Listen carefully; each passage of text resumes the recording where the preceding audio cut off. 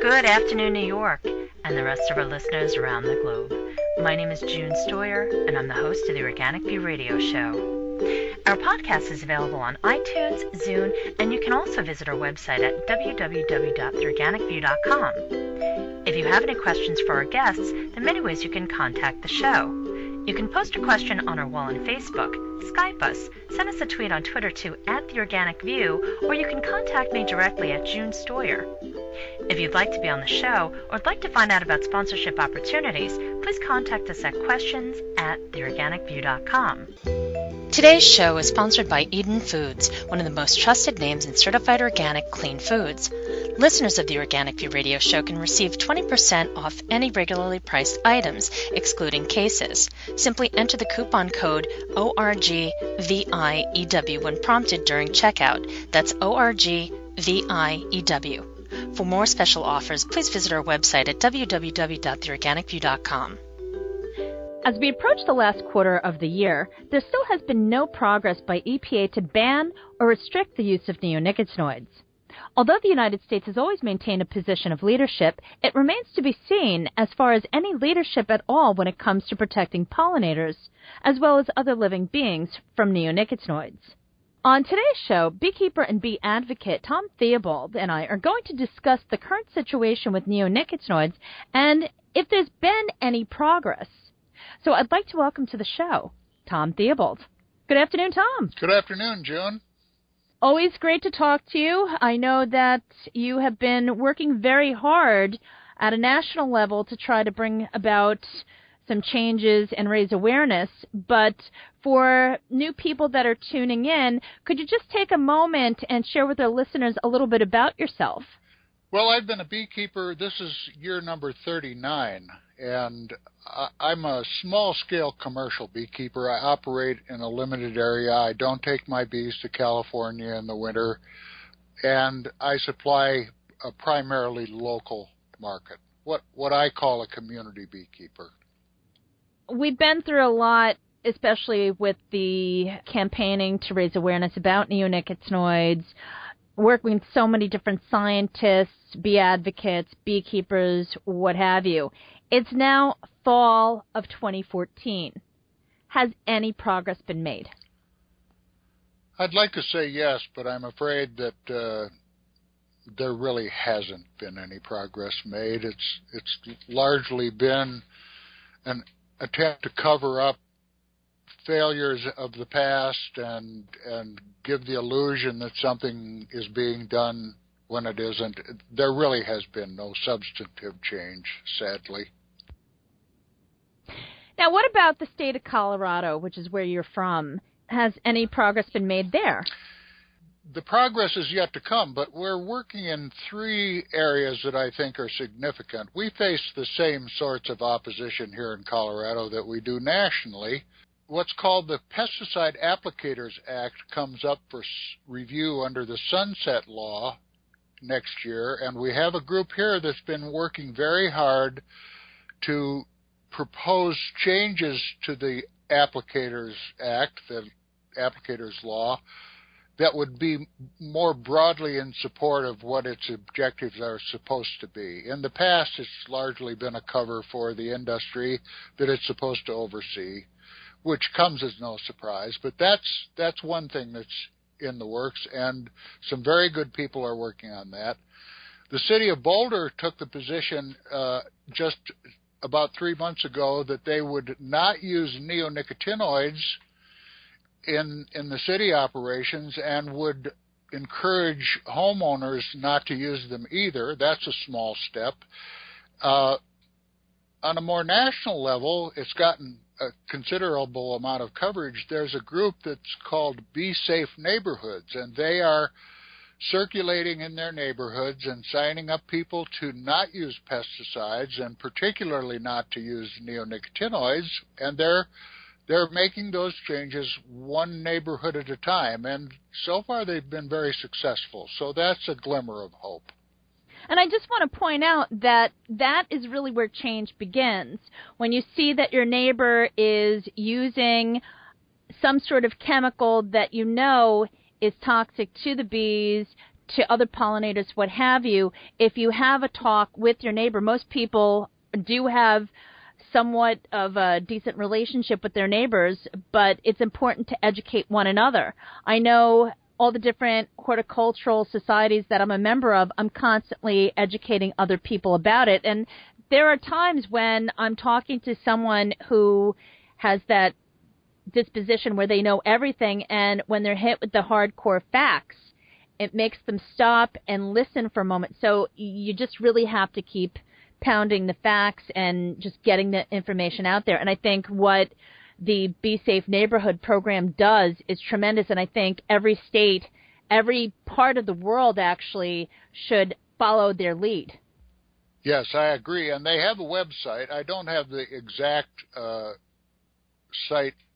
citation, but I'm sure people can find it, Be Safe Neighborhoods, and they're very eager to be helpful for other people who want to start up a similar effort. Since the exciting news was broadcast about the White House calling for a task force to protect pollinators, what progress has been made? Boy, that's a hard question, and I'm trying to be open-minded here, but what the Obama administration really did was put the burglars in charge of investigating the burglary. The EPA and the USDA are supposed to examine their conduct over the last several years and report back to the administration and the American people in 180 days just how badly they failed. Well, that's not going to happen. So I'm afraid we're going to waste 180 more days and nothing's going to be accomplished. They're having meetings and they're trying to justify what they've done or not done, and they're consulting with the stakeholders, all the proper bureaucratic language, but I really don't see anything substantive coming out of this. I hope that I'm wrong. I hope that I'm not too critical, but I don't see any progress being made. I know that the Center for Food Safety does have a petition out there, and they are really asking citizens, and I'm not just talking about citizens in America, but global citizens, to sign the petition to voice their opinion and to put some pressure on the White House to take action.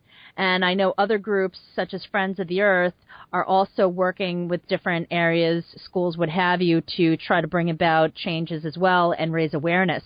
So, there is a lot of effort that's being made, but as far as the results, we still have yet to see anything from the White House that's significant.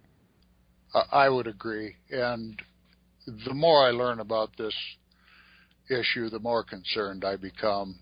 And that at every step of the way for the last several years, the more I learn, the larger this problem appears to be and the more concerned I become. I think it's interesting that in the last term, 4 GMO crops are deregulated, and now all of a sudden, because there's so much pressure because of the global bee losses, and that's basically because of the impact on food security, that they're kind of rethinking what they did in the last term. But, Tom, don't you think it's a little too late at this point? They already let the genie out of the bottle, and especially since this task force really hasn't done anything, what do they hope to do? I don't know. One of the concerns that we have had with this task force is that there seems to be no interest at all in involving the beekeepers in these discussions as advisors, as commentators, as input. These are the bureaucrats sitting around talking to each other, trying to come up with some report in 180 days. They're not going to the beekeepers. If I were managing this situation, I would find this to be unacceptable. For people that don't quite understand why it's so important for the commercial beekeepers, the commercial migratory beekeepers, should I say, to participate in this type of a task force to give their input, could you please explain why that is so critical? we're really talking about a life and death situation here, and I would refer to some recent news about the monarch butterfly. The monarch butterfly since 1995 has decreased by 90%. During that same period of time, genetically modified and seed-treated corn has increased by the same percentage. Now, that doesn't necessarily tie the genetically modified corn to the decline of the monarch, but it certainly is suspicious, and if you look further, you find that it is indeed directly involved in the decline of the monarch. The honeybee is in the same situation, and the only reason we haven't seen that 90% decline in the honeybee populations is because we have the beekeepers pumping up that population every spring, managing those colonies, doing their best to keep them alive and healthy. And if you remove the beekeepers from that equation, we'll see the same statistics with the honeybee that we're seeing with the monarch butterfly and with many other life forms at the lower end of the food chain that don't have advocates, that are being lost, that are being killed.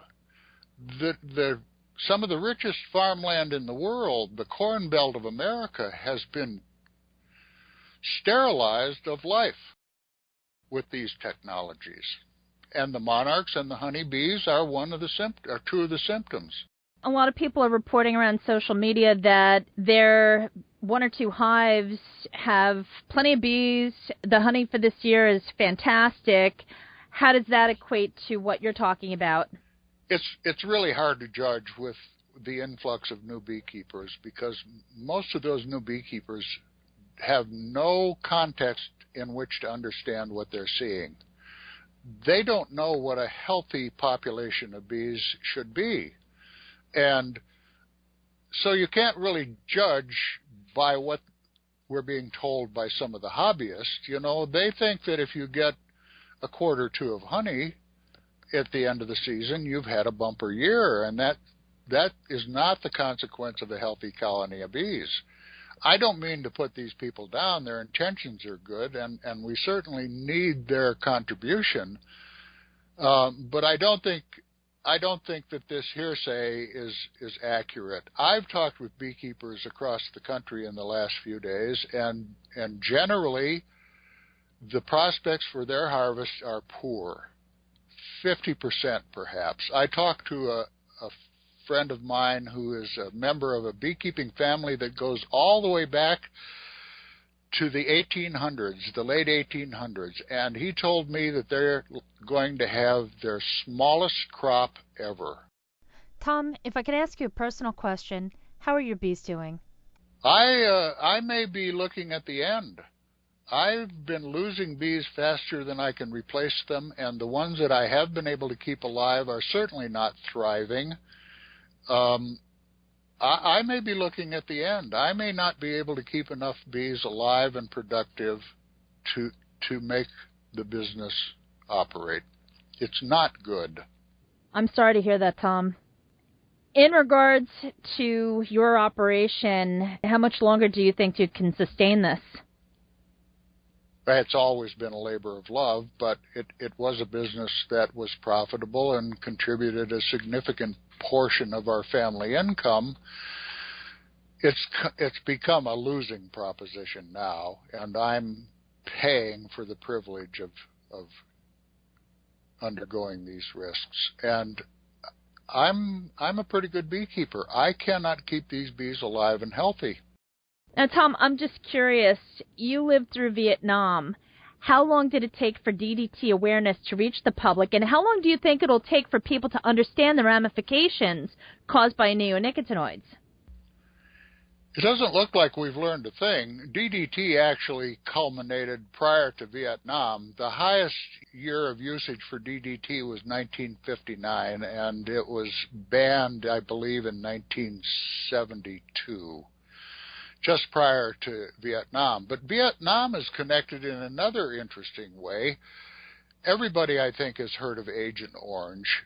Many people don't know what it is. Agent Orange was a herbicide composed of two ingredients, 2,4,5-T, and 2,4-D, 2 herbicides. Now, at this very moment, the EPA is considering a proposal by one of the chemical companies to genetically engineer commodity crops so that they are resistant to 2,4-D. 2,4-D has a very sordid history, and Roundup has created problems and a lot of controversy because these commodity crops were genetically engineered to be resistant to Roundup, which has resulted in a massive overuse of that herbicide. Now they're likely to approve the genetic engineering to accommodate 2,4-D as a herbicide on commodity crops.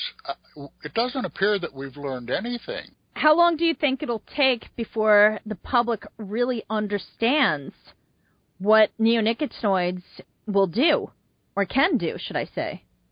It's really hard to say, and programs and interviews such as this are toward that end.